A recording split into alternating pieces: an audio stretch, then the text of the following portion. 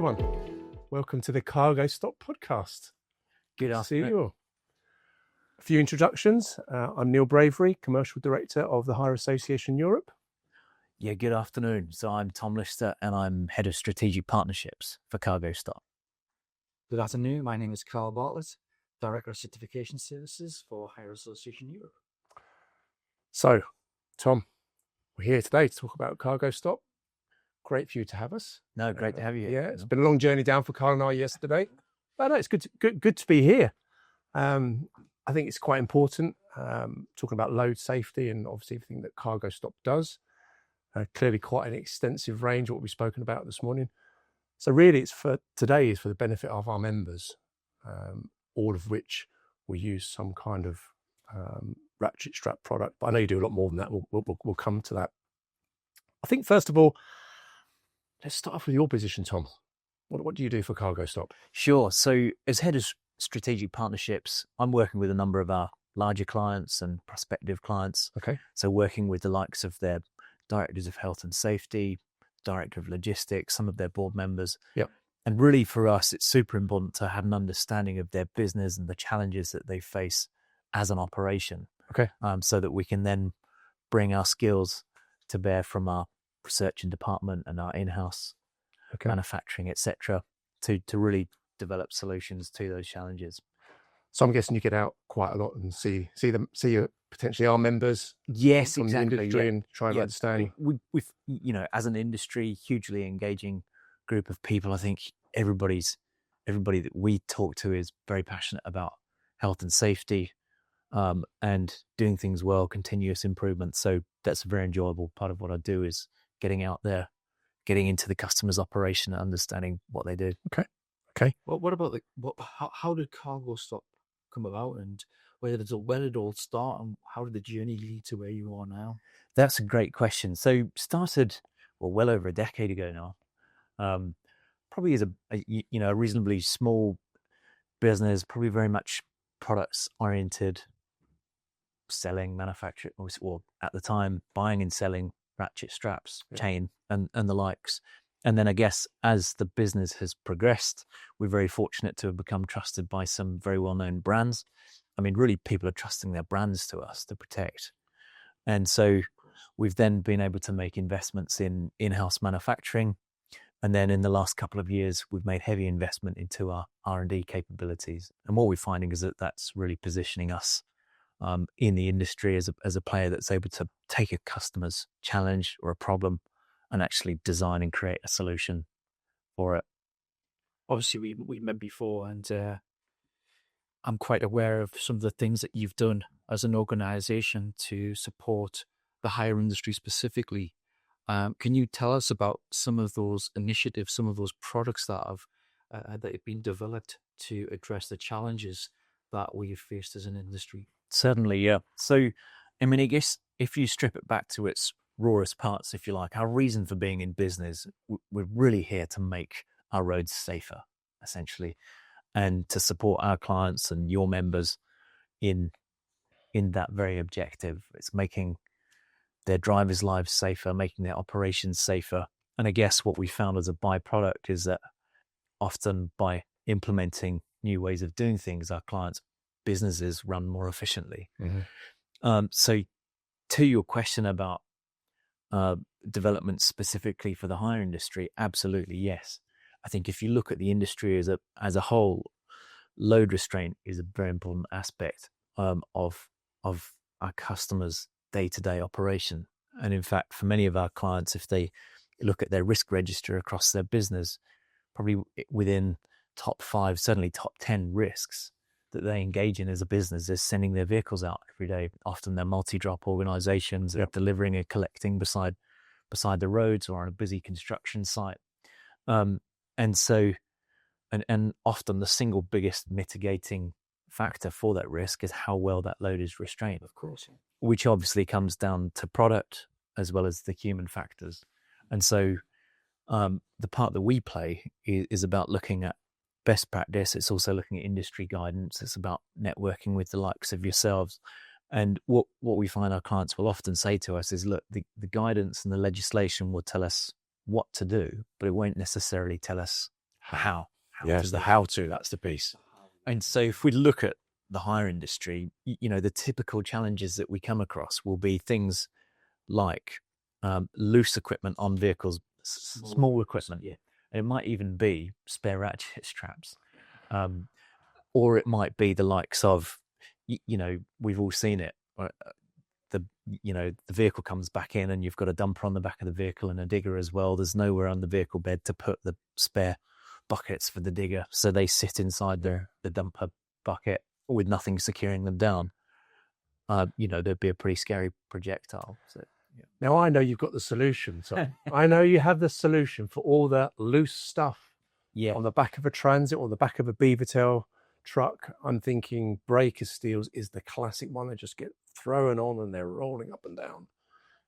Come on, what's that solution, Tom? Yeah, great question. So again, I guess if you look there, the reason it's often not secured, I guess historically these kind of things will get thrown in the vehicle cab, which of course another danger area. We don't want that happening. Or you might get, say, a big steel trunk on the vehicle bed, and the problem with that is it takes up your prime space on the vehicle. Yeah. So we've developed a simple solution. It's a range of products called the Pro Store, and this essentially is, in its simplest form, it is a bag. It's manufactured of the same material as, say, a lorry curtain side, very heavy duty, hard wearing, right, rugged, weatherproof. And so that comes in several different shapes and sizes, different inserts depending on what you're looking to put into it. So it'll often be, say, rigid. And then that can be secured to the vehicle after the load has been secured. Okay. So the beauty of it is it's very it's not getting in the way of your main load like a trunk. So the bag, then you talk about the insert. So it's like a sectional insert that you would just drop inside the bag. Exactly that. You'll load inside the bag, yeah. Exactly that, yeah. So we'd have some of our customers would use it for their own equipment. Some would use it for, i.e. spare ratchet straps. Yeah. Others would use it for equipment that they have for hire or for sale. Okay. Some would have it compartmentalized, so they'd use it for both. And we were with DVSA last week, and they were saying something like 4,000 ratchet straps are picked up off the side of the road every year. Doesn't surprise me.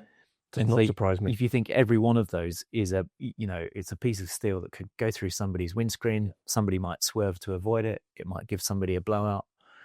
And that has either come because it's been loose on the back of a vehicle and not secured properly, or it might have broken, which is another area that we engage with our clients with around equipment integrity. Yeah. Ratchet strap, the life of a ratchet strap. I mean, it's a pretty tough one, isn't it? It is. It's out in all weathers, gets covered in oil, grease, whatever contaminants on the back of a hire vehicle. Is there a way for our members, with your products, to sort of try and keep a log of that, when it should be changed, life expectancy? Because the horrible thought is, I'm guessing there are ratchet straps out there being used today that shouldn't be being used because they're past their usable life. Let's say their shelf life, but past their usable life and should be, cut up and discarded off. So is there a way that can help our members with that? So there are all sorts of reasons or all sorts of factors that will affect the integrity of a ratchet strap. Yeah. And so, for example, you get a 5-ton ratchet strap. It will say on the label it's a 5-ton braking strain. But if it's got, say, a nick or a tear in it, or if it's been worn down, let's say it's been rubbing against something abrasive, if you put that on a brake tester, it will often break at less than 2 tons. Wow, which is a bit frightening. So for your members that are carrying, big generator equipment, diggers, what have you, they may have what they think is a safe load, but if that ratchet strap is actually impaired, it may well not be. Right. And the interesting thing is for lifting slings, for example, there's the whole Lola regulations and process, but there's no equivalent for load restraint. Okay. In terms of ratchet straps. So, is there an arbitrary use life for ratchet straps? The answer to that is no. But what people should be doing is routinely checking the integrity of their straps as they would with their standard vehicle checks, like you check the tread on your tires. Yeah. And so absolutely we help our clients with that, whether it be with self-help guides of how to do that, Yep. We're also about to launch a track and traceability app. And so every one of our products that we manufacture and send out will have a QR code on it. And that will be the means by which they can actually scan that particular product, see when it was last checked. And there's a whole track and traceability behind that product. That's kind of industry game changing, isn't it, Carl? I think of our time in the industry, we've never had that. There's so much guesswork of an age of a ratchet strap and Totally. who checked it last, and Yeah. they'll go and take one part of a ratchet strap off of one truck, and they're missing another bit. They go and take it off for another one. They match the two together, and that's the risk. That's the risk that you're trying to eliminate. Clearly, Absolutely. And I think the seriousness of this comes home when, again, a pretty devastating statistic is that somebody every week, somebody loses their life on British roads because something falls off the back of a vehicle. We see it all the time. The amount of miles we do driving down here yesterday, we see it. Things that are just, unfortunately, in our industry, you just can't help but not see it. Yep. Because that's what we do. That's a pretty awful statistic, really, Tom. It is. So you look at, we have the privilege of engaging with many great people, don't we, in our industry, and you get some brilliant drivers. They might have dedicated their whole professional lives. They might have been driving for 20 years, and they're not doing anything stupid. They're not speeding. They're not intoxicated. They're just simply not using straps that are in good working order. Yeah. The next thing is a terrible accident, and that could be the end of their career. It could be a custodial sentence. And you look at the ripple effect that has on their lives, on the business, the fines that they can have, the impact that has on them. It's just a domino effect. It just goes on and on and on, doesn't Absolutely. it? Absolutely. And to an inexpensive piece of equipment of something totally avoidable. Yeah. So we're here at your facility in Colchester today. Great facility, I hasten to add. It's lovely. Thank you. So you've got sort of production. We're in the office's side, and you've got the production facility in the other building. So it's sort of the main hub. It is. So this is where we have what we call our hot stock. So we manufacture on site here. The beauty of on-site manufacturing, it gives us complete control over quality.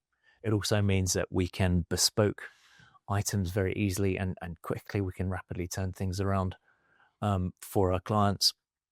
And then, we hold our fast-moving items here. We also use third-party logistics for some of the higher volume products. You mentioned the sort of the innovation side of the business early on to me today. Is that something that our members could tap into if they've got certain needs, and something that you may not stop now, but totally, I think, idea maybe? Yeah, and we always love to hear from your members. I think the best products that we have all started off from somebody coming to us and saying, we've got a problem with X. If only we could fix this, or if we could find a better, simpler way of securing this, or our drivers are constantly cutting corners when it comes to this, and what they need is an easier to use product. And so, and that's one of the things with load restraint is, typically it's ratchet straps and chains. It's not really seen much innovation over the years. And I think we're really starting to change that, and we're finding there's a real appetite in the industry for new ways of doing things and better ways of doing things. It's quite refreshing to understand from a member's point of view that there's manufacturers who are willing to go the extra length to work with members to help them find a solution to challenges that we face as an industry. And I know that you have worked on several projects for members to support them with these typical challenges. I know you produced other items that from initiatives that have developed from member inquiries and inquiries with builders merchants as well. I know you've got some of the edge protections. You've got a pole for helping get ratchet straps across vehicle loads. Do you want to tell us about some of those developments? Yes, sure, of course. So I guess what comes to mind immediately, something that's really growing in its application, is our range of kites. Yes. Which is interesting. So I guess you refer to builders merchants. Often what we do is responding to developments in legislation and regulation. And so, for example, you get a ton bag or a bulk bag. Now, if that's open, that's classed now as an unsecured load. Yeah. And so if you put a ratchet strap over it and the top is open, you haven't effectively secured that load. Okay. And so we developed a range of kites, and so they can cover the load as well as securing it down. They're actually a rated product. What we're finding with the hire industry, they've got all sorts of applications. So from the likes of maybe stillages carrying blocks for block and mesh fencing. It might be, we mentioned earlier, loose digger buckets.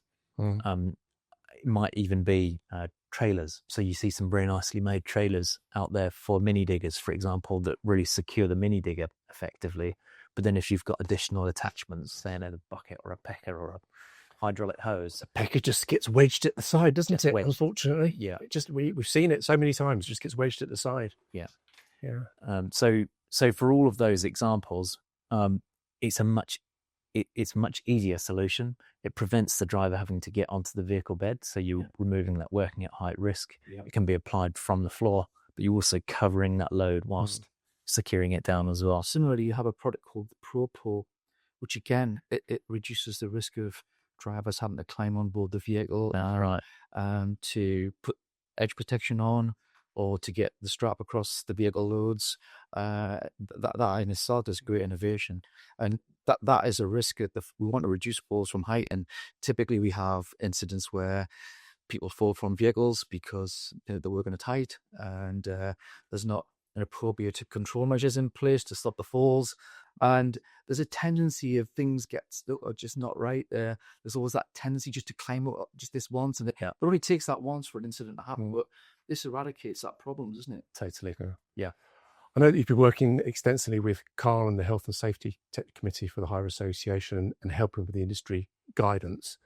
I mean, what I like about CargoStop is that you really understand the plant and tool hire industry rather than just being a manufacturer of ratchet straps, selling it. Of course, you said you sell beyond plant and tool hire industry, of course, but you understand the wants, the needs, the difficulties that our industry has, and sort of working with us as a supply partner to the Hire Association. That's bringing it to our members for their benefit.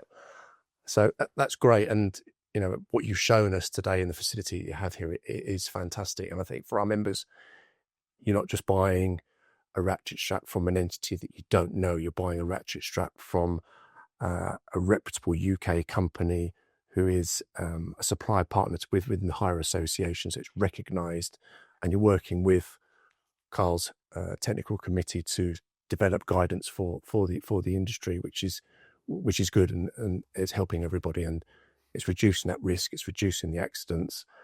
We don't want to hear about a death a day on the UK roads. Exactly. No, we really don't. There's a variety of manufacturers producing load restraint equipment, and I think the question for the benefit of members as well is what sets aside your equipment from other manufacturers? What makes your equipment more rigid, more reliable, or a better means of restraint than some of the other manufacturers? Yeah, that's a really great question, and I guess so. Looking at ratchet straps, for example, not all ratchets are created equal. In fact, one of our good clients ran an exercise from their own initiative recently where they historically they'd had depots that were responsible for their own procurement of ratchet straps, and so they had multiple sources of supply, and so they randomly took some samples from those and had them independently tested, and they were quite staggered by the results, the point at which some of these were breaking. And it is an unfortunate fact that there are a lot of, dare I say it, cheap products on the market.